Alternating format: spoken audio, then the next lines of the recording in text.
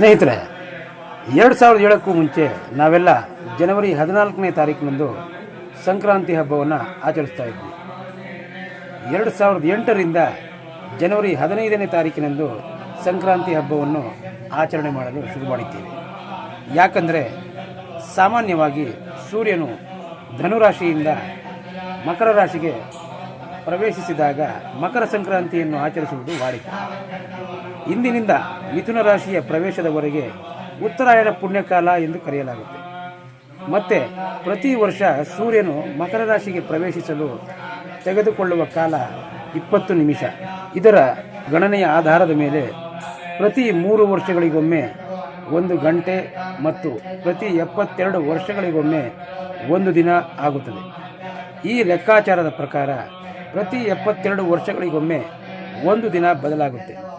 ಮುಂದಿನ 2080ರ ನಂತರ ಸಂಕ್ರಾಂತಿ ಹಬ್ಬವು ಜನವರಿ 16ರಂದು ಆಚರಿಸಲ್ಪಡುತ್ತೆ. 1935ರಿಂದ 2007ರವರೆಗೆ ಸಂಕ್ರಾಂತಿ ಹಬ್ಬವು ಜನವರಿ 14ನೇ ತಾರೀಕಿನಂದು ಇತ್ತು.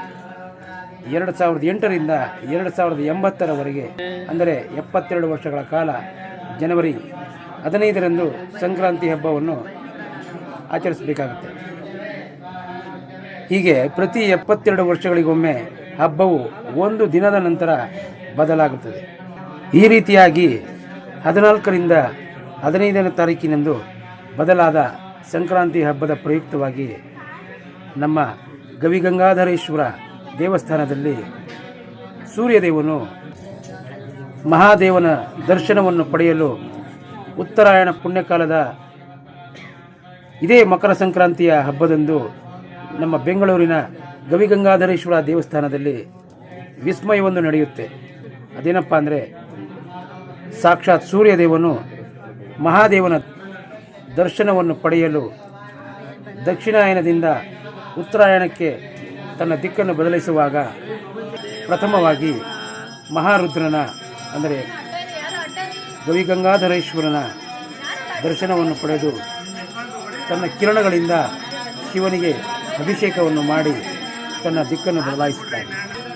ಇತ್ತೀಚೆಗೆ ಅಯೋಧ್ಯೆಯಲ್ಲಿ ನಿರ್ಮಿಸಿರುವಂತಹ ಶ್ರೀರಾಮನ ಮಂದಿರದಲ್ಲಿ ನಮ್ಮ ವಿಜ್ಞಾನಿಗಳು ಈಗಿರುವ ಟೆಕ್ನಾಲಜಿಯನ್ನು ಬಳಸಿ ಶ್ರೀರಾಮನವಮಿ ಎಂದು ಸೂರ್ಯನ ಕಿರಣವು ನೇರವಾಗಿ ಅಂದರೆ ಒಂದೊಂದೇ ಮಸೂರಗಳ ಮೂಲಕ ಹಾದು ಹೋಗಿ ಪ್ರತಿಫಲನಗೊಂಡು ರಾಮನ ಹಣೆ ಮೇಲೆ ಕೇಂದ್ರೀಕೃತವಾಗುವಂತೆ ಅಳವಡಿಸಿದ್ದಾರೆ.